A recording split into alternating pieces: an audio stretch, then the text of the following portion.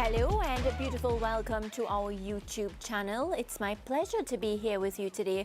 Of course, our viewers who continue to watch us day after day, you are aware that Jamaica just went through one of the most scariest, I have to say, hurricanes. For me, it was my first experience. We told you that on the SportsMax zone, but we're so happy and so blessed and so thankful that we're here on our YouTube channel today. Today I'm hanging out with Leighton Levy.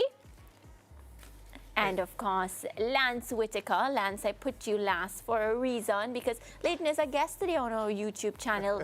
And of course, you know, it's just good, Leighton, that we're alive, we're blessed, we're thankful, and we just wanted our viewers to know that we'll be up and running on the SportsMax zone from tomorrow.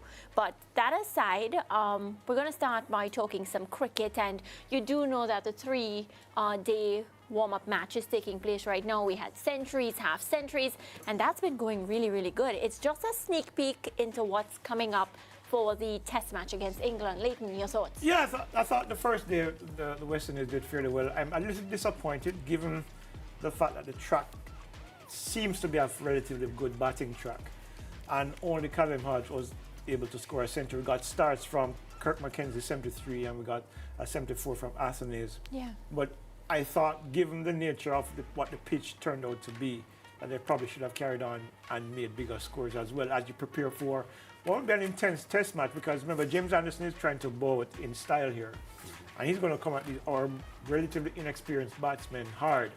So I think it will be a good experience for them to get their iron a little bit more, fill their boots a little bit more, and boost their confidence going into the test match, which is just over a week away, or just under a week away. So I thought, good performance, but I thought overall, they could have been a little bit better. I mean, I know they haven't played at this level for a while, but when you get opportunities like this, I think you need to fill your boots. Yeah, for sure. And one man who made sure, Lance, to fill his boots was Kavem Hodge with that century. And then we had three players getting half centuries. Alec Athanaze among one of them.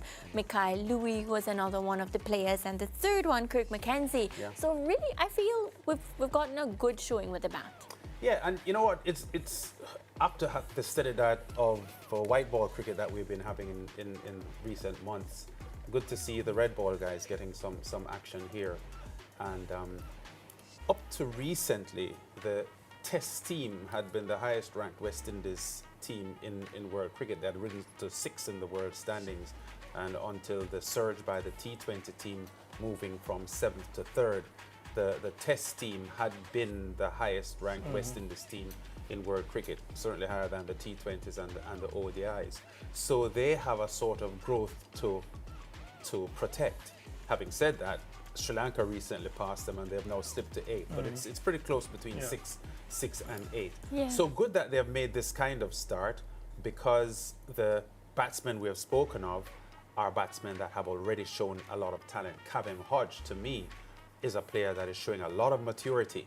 From his teenage years, he showed good all-round skills as a bowler and a batter, and he's getting his opportunity now in Test cricket, and I'm proud to see how he's been doing.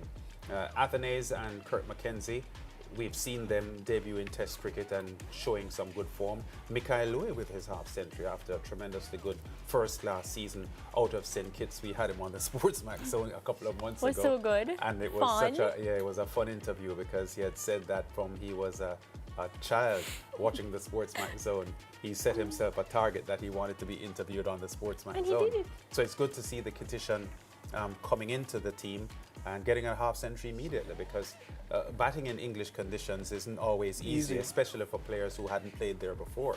So I'm really happy to see the fact that batsmen got some runs, and let's see how they go on from here. 57 for 2, the closer play score. And he's among the runs again. He's 28 not out. Louis, that is.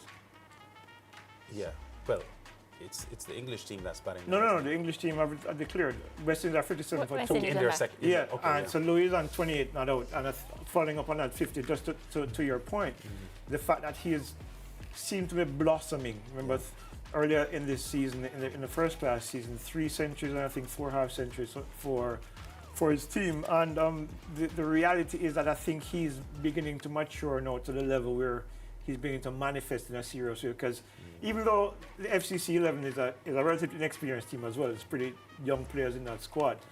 To score a half century in your first international tour like this, and then follow up with a 28 not out, suggests that he's ready to make that next step to the next. Of course, the test team is going to be a different dynamic altogether with the experienced bowlers that he's going to be facing.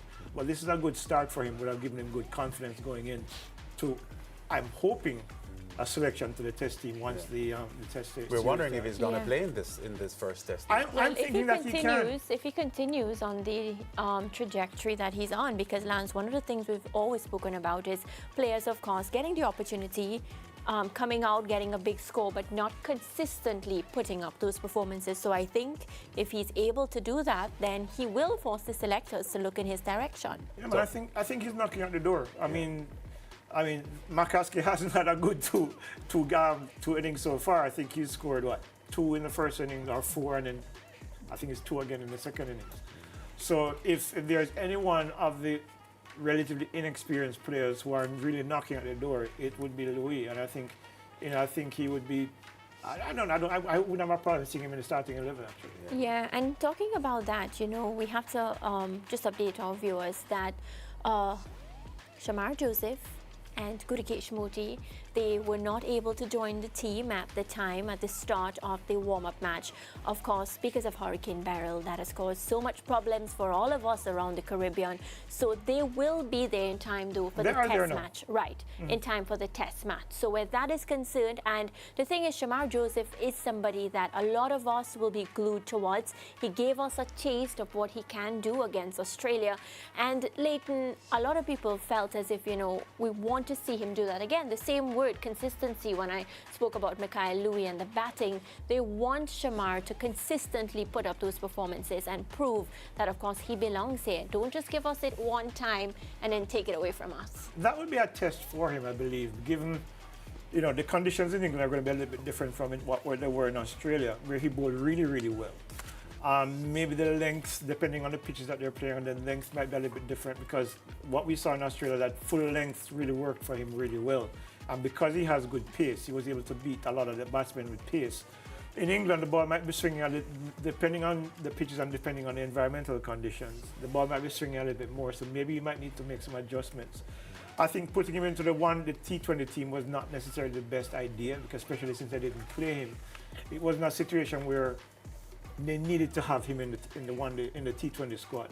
But for the longer versions of the game, I think he will acquit himself well in England, because he seems like a pretty savvy bowler, based on what we saw in Australia. This would be, again, another test for him in different conditions, against different batsmen, whether or not he will be able to replicate those performances that we saw in Australia. But, nothing tried, nothing failed. Nothing learned, actually, in terms of what you'd be able to do in England in those conditions. And I think the confidence that you would have had coming out of Australia, playing against the #1 test team in the world, I think going up against England, I think he'd probably acquit himself. And you know what? I take your point about him not playing in the T20, because although he was selected, but I'm not sure if that was such a bad thing for him, because he was among the group.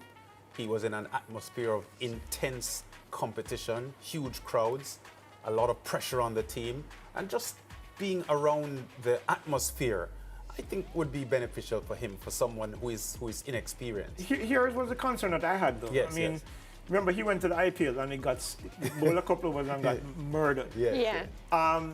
Again, even at Savannah Park against South Africa, he didn't have that much success. So I was concerned about bowling in that kind of dynamic, where the shorter version of the game, which is more explosive, where his confidence could have probably taken a hit by being, slapped all over the place, because it's a T20 match, where he's probably right now more suited for, given the limited experience that he has, more suited for the longer version of the game, where the field settings are different, where the immediacy of the strategies are a little bit different than he would have been accustomed to. So he could have probably had a negative impact on his confidence, given that the success coming out of Australia, coming into a situation now where you're getting carted all over the field, that might have had an impact on him negatively leading up into a test series like this. Yeah, and Leighton made those points, right? And I think we need to also recognize what Andrew Coley has done with this setup, Lance. He's a man that he's very soft-spoken, doesn't say a lot, but when we had him on the show, he spoke about the work that he's been putting in when it comes to the team and of course his entire coaching staff and how they have been able to, I think personally, improve players. Yeah, there are a lot of positive things that we've seen in the test team in the past year and a half or so, but they still need to apply themselves better because we've seen, and this is typical of West Indies teams, in the sense of the batsmen, they get in, they get set, and then they don't go on to build huge scores. They may get out for 30, 40 or 50. And to really excel at this format of the game, you've got to be patient and you've got to measure your innings well. And there are times when the difference between winning a test match and not winning a test match is batters who get set fail to go on to make hundreds and you know, get out for 50s, 60s, 70s and that kind of thing. So I think that is a key aspect of building and Andre Kohli getting the best out of his players. Mariah, you just referenced selectors just now. The story just came out that the West Indies, Cricket West Indies, is ending the contracts of Anne Brown, the women's selector, and Des Haynes, the men's team selector. And I gather that based on a recommendation from the Director of Cricket, Miles Bascom, we could be heading into a direction where the selection will now be up to the captain and the coach. We've seen, you know, I think England tried this before. It's not a completely new approach to selecting teams, but is this the best thing for this West Indies team at this time? Well, I think it's different for us here in the West Indies because I'm pretty sure that the coach and the captain already have a lot of say when it comes to the team. I like the format of having a selector though. I like that. Maybe one, because I'm just used to it and I'm old school and I like things just the way they are. You're old school? Yeah, like I like things how they are. Like I like writing my notes out. I mean, what's a joke, Lance? But yeah, like I like things to remain how they are, like a certain sort of structure. And for me, the selector comes in as a neutral person who, okay, so the captain and the coach makes their decision, Leighton and Lance, and then of course the selector also chips in and adds. So I think it just adds a bit of diversity and a bit of difference, but we'll see how it works. As you said, other teams has tried it before. It has worked fine. But to me, I trust what the West Indies administrators are doing, and we look forward to see how it happens. It's not set in stone. We can always change it back again, yeah, right? And there are two sides to that. I mean, in one sense, the captain and the coach know the players best, and they know what kind of cricket they want to play. They know the conditions better than the selectors that they're going to be playing in.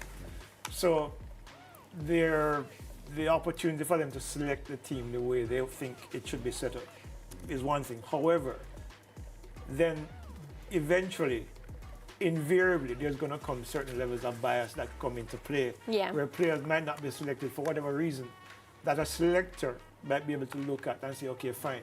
You might be thinking that, but I am looking on and seeing where this could be, you know, detrimental to the team in terms of the balance of the team. Yeah. So I think there are two sides to it, but you know, nothing tried, nothing failed, and nothing. You know, so I guess we'll see how it works. Murad just referenced the fact that the coach and the captain in recent times would have had a strong input, but that wasn't always so. There were many years ago you had a four-man selection panel, and the coach and the captain had very little sway into what happened. Well, so we've moved from that position now to a give position. them But I have a really serious question for both of you, and I'd love to hear both of your opinions, right? Because whenever we sit on our show and we discuss this and the team comes out, a lot of our viewers are livid, and the first person they want to fire is the selector. They cost the selectors. They have a lot of things to say about the selectors because they're never pleased about the teams, right? And I get it. We can't always please everybody. The most recent team was the World Cup team. That's the first time I ever got so many responses from our viewers who were actually mainly pleased. I'll have to say 95% pleased with what the selectors did. So who will the viewers cost now? Are they going to fire the coach? Are they going to fire the captain? The captain and the coach should have to take the brunt of that responsibility. But they're always ready to fire them. Yeah. there is a Spider-Man movie quote that says, with great power comes great responsibility. Yes. That's what we're going to have to deal with, because when if you select a team as a captain and coach, Yes. and the team doesn't perform up to expectations, there's no selector to blame anymore. So you are as captain and coach are going to have to, they're going to have to feel that fire. And I think, look, it's part of the job. And I think if you know your team, you know your players, you work with them, you train with them every day, I don't see that much of a problem with the captain and the coach making those selections, because they are the ones who see the attitudes in training. Yes. They are the ones who know exactly which players they can depend on in certain circumstances. And I think, I mean, try it. I mean, if it works, it works. As I say, I don't think that has been formally announced yet by CWI. I gather that each territory will have like a selection overseer, like would you probably call them recruiters, to have a look at the players. But Mariah just said that who will the fans now curse if selections don't work or they don't agree with them. Captain But I'm coach. saying that coaches and captains have for decades taken a lot of criticism from the fans. So I think they are just attracting more pressure on themselves if they now have the additional responsibility of picking the teams, because I've heard, really caustic comments directed at the likes of Phil Simmons and coaches that we have had.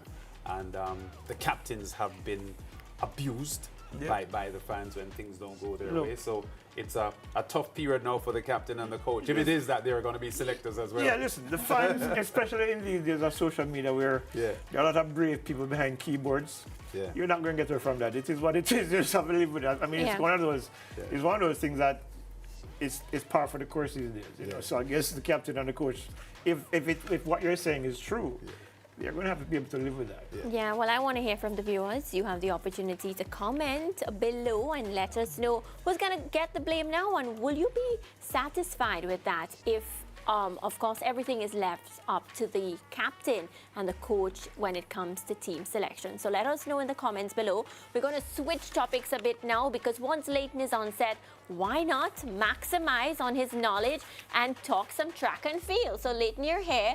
So happy to get you out of your house despite Hurricane Beryl. I have no pause, there's no problem. Let's talk. I think that's why it was so easy to get him here. Well, I'm so happy. So that means track and field time, and Leighton, the US trials has taken place. A lot of storylines coming out of that. One that grabbed my attention was there'll be no Sha'Carri Richardson in the 200 meter. I don't see it as a bad thing, because I think she can just personally focus on that 100 meter, and you'll get the best of her in that. I don't know how you feel, and just about the other members of the US team that will be representing at Paris 2024. Well, for Sha'Carri, I wasn't really surprised that she didn't make the 200 cut. Really? No, because when you look at what Brittany Brown and, of course, Abby Steiner. not Abby Steiner, I should come to that. But the thing about it is that the depth in the US 200 meter sprinting this year has gotten a little bit deeper. Of course, you mentioned Abby Steiner, who didn't make it. But Mackenzie Long, for example, NCAA champion, Brittany Brown, and of course, our girl, our Jamaican Gabby Thomas. Right? You look at a situation where these three ladies are running consistently fast throughout the course of the year. When you look at the US trials, Sha'Carri opened with 21.99, then she went 21.91. Those two times were close to her personal best. So to come back and run in the final against three women who've been running consistently fast. Remember, Mackenzie ran 21.8, I think, at the NCAA championships. Huh? It was going to be very difficult. And when you watch Sha'Carri run the 200, she's in the lead up to about 1:21.30, and then she hits a wall. She oftentimes slows down to try to negate the impact of how much she deteriorates in terms of her speed. But this time she couldn't hide it. She came up the curve and they ate her alive at 1:30. So the reality is that, Gabby and Brittany Brown, remember Brittany beat Shericka early in the Diamond League meet and beat her comfortably. And of course, Mackenzie Long coming in form, might be a little tired because she didn't make it in the 100, but maybe a little fatigued, but 200 is her strength. So when I saw them come off the curve together with Sha'Carri not in front, but almost in line with the leading three, I knew she wasn't going to make it because she wasn't able to hold her speed in the last 50.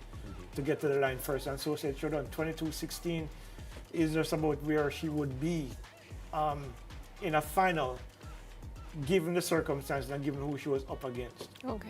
Well, in global events, Sha'Carri hasn't really sustained her brilliance in the half lap sprint. No. So even though she ran below expectations at the US trials, it is not shocking for me to see her underperform in a 200-meter race, because I've seen her underperform in 200-meter races before. But the crop that goes to represent the USA, up to the end of last season, Shericka Jackson was undisputed #1 200-meter runner in the world. The start of her 2024 season outdoors wasn't the best. At the Jamaica trials last weekend, we saw that she's on track. So any concern from your standpoint, Leighton, that Shericka Jackson could be threatened by these rising US forces? Maybe. And here's why I say maybe. At the start of the season, we saw Shericka run some very underwhelming 200-meter races. Yes. And there was a reason for that. And she revealed that in a very revealing interview with the Jamaica Observer a couple of weeks ago, where she said she was overweight. And so she had to lose that weight. Because like, if you're familiar with motor vehicles, if you have a powerful engine, and the lighter the car, the faster the car goes. Yeah, of Similarly with athletes. She might be as strong as she was before last year when she ran 21:41, but she was heavier. Her weight, if you notice, the last few weeks has come down significantly over the past few weeks. So she's a lot thinner now. At the national championships, that 22:20 that she ran at the national championships, if you realize she was well within herself, she was not fully extended. Our understanding is that she was running under instruction to do well enough to win, not to extend herself. The thing is, now she's fitter, she's lighter again, and for the next 4 weeks, the plan would be then to hone her, get her sharper. So I think she'd probably be in 21.6, 21.5 shape by the time she gets to Paris. If you look at the US trials, these ladies would have been peaking at 21.8 and 21.9s. So I think Shericka is still ahead of them, even though she ran slow at our national championships. So one of the realities is that when Shericka gets to Paris, of course the US athletes will be faster, but so will Shericka, because she was running well within herself. Who I think will also be a factor in Paris is Lanae Thomas, who came second. Yes. Because she revealed after the trial, she ran 22:34. She was training through the championships, So which means sub 22 is coming. so sub 22 is coming. I spoke with Elric Floreal earlier this year, and he said she believes that she can run 21.7. If she runs 21.7, she's in the mix for a medal in Paris as well. I still think Shericka is going to win. Okay. Knowing Stephen Francis, she'll be ready to run 21.5 or faster this year. Not necessarily 21.41, but maybe, who knows what happens in 4 weeks. If she's healthy, I still think she's going to win.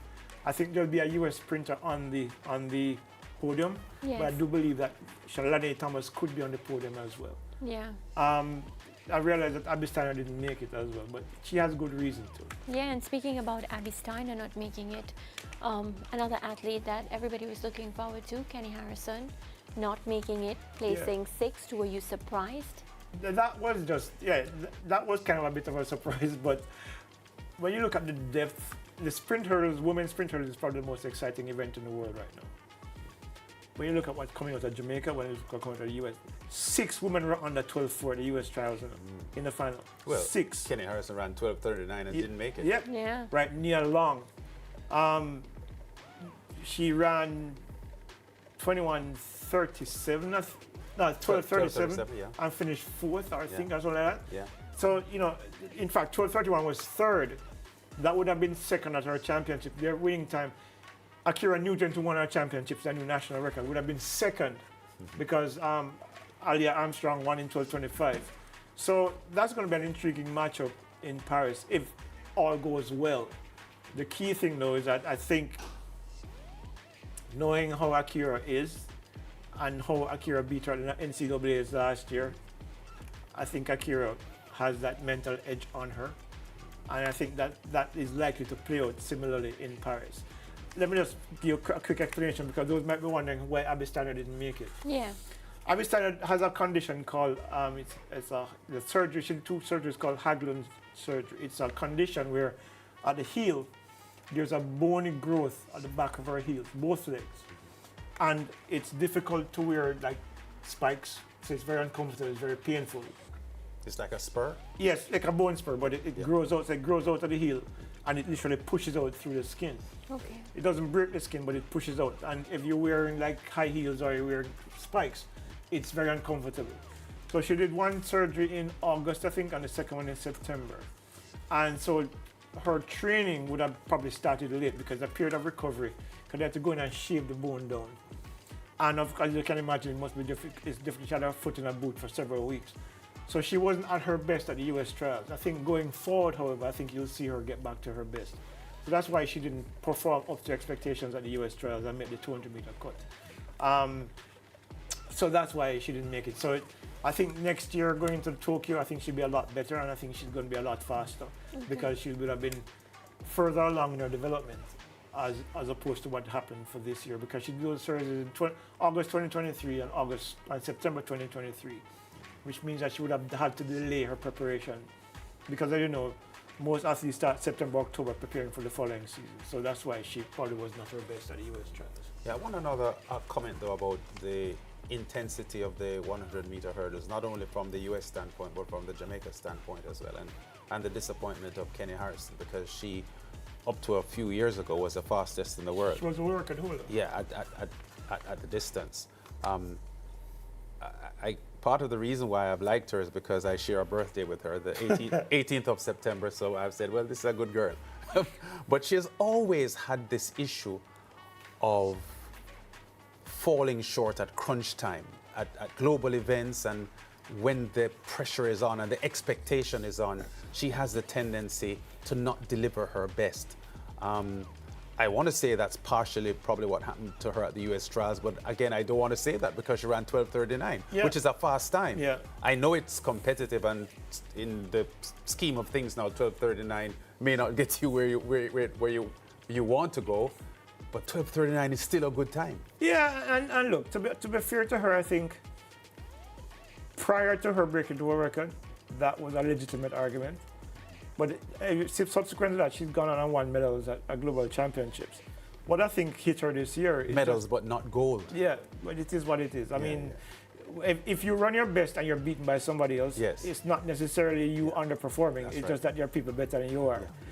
Yeah. At this year's national championships, I remember she's a lot older now than when she set the record. And what we see is a bunch of young hurdlers who are coming out of college. They're young and they're fast.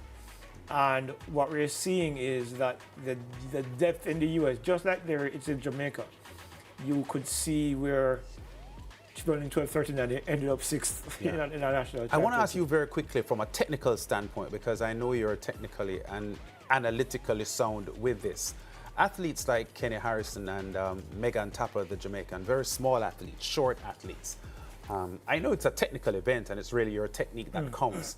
But does the taller hurdles have a little more of an advantage over the shorter ones? The shorter ones have actually, as good as they may be, have more work to do? Not necessarily, because it all depends on your speed between the hurdles, regardless of your height. Gail Divas is very short. Well, that's true too. And she won 3 gold titles on the sprint hurdles. I don't she was as short as Tapper or Kenny Harrison, though. Gail is very short, though. I Gail know is she like was short. 5'2", 5'3". I don't think she's that tall, much taller than Meg. Meg is 5'1". Yeah. It's about your rhythm and your speed between the hurdles. Yes. And so the key thing, regardless of whether you're tall or short, because Danielle Williams is taller than all of them. Yes. But it's about how you approach a hurdle. It's about how you clear the hurdle and how you snap down. And once you're able to execute all of those measures well, I don't think the height really matters, because the women's hurdles are really short. They're 30 inches, huh? Yes. So it's not that the height is an issue like the men's high hurdles, where the hurdles are like at your waist level for the most of the guys.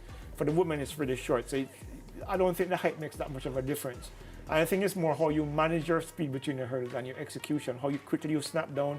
When you look at Akira Nugent, for example, and Aaliyah Armstrong, the difference between them and the rest of the field was how quickly they were able to clear the hurdle and snap down and get running again. Yeah.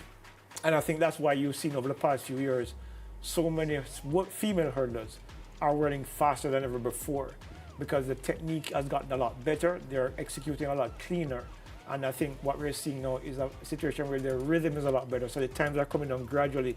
Remember, the national record for Jamaica was 12:45 just a few years ago. Yeah. Came down to 12:40, then 12:32, and now it's at 12:28. Yeah. And I suspect by the time the Olympics are over, it could be lower as well.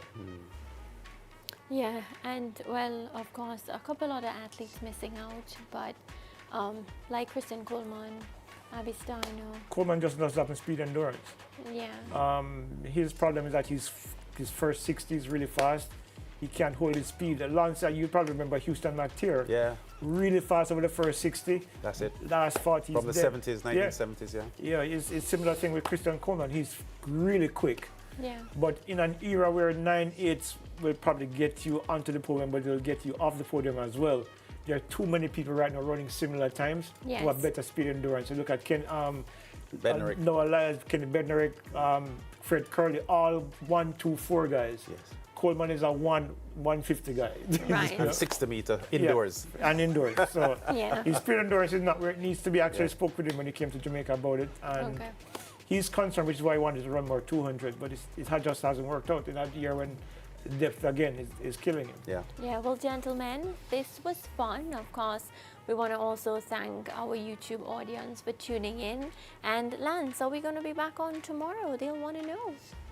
On the channel. On the Zone or, Yeah, on or the YouTube channel? Well, the YouTube fans get our Zone segment. So Yeah. Okay. either way, we'll They'll see be us here. tomorrow. Yeah. All right. Well, of course, thank you so much again. We'll be back tomorrow. Which platform we'll be using, you have to tune in to see. So keep it locked to SportsMax, be it on YouTube, on the channel, on Instagram, anywhere you can find us. And again, thank you so much, as always, for your support. Bye for now.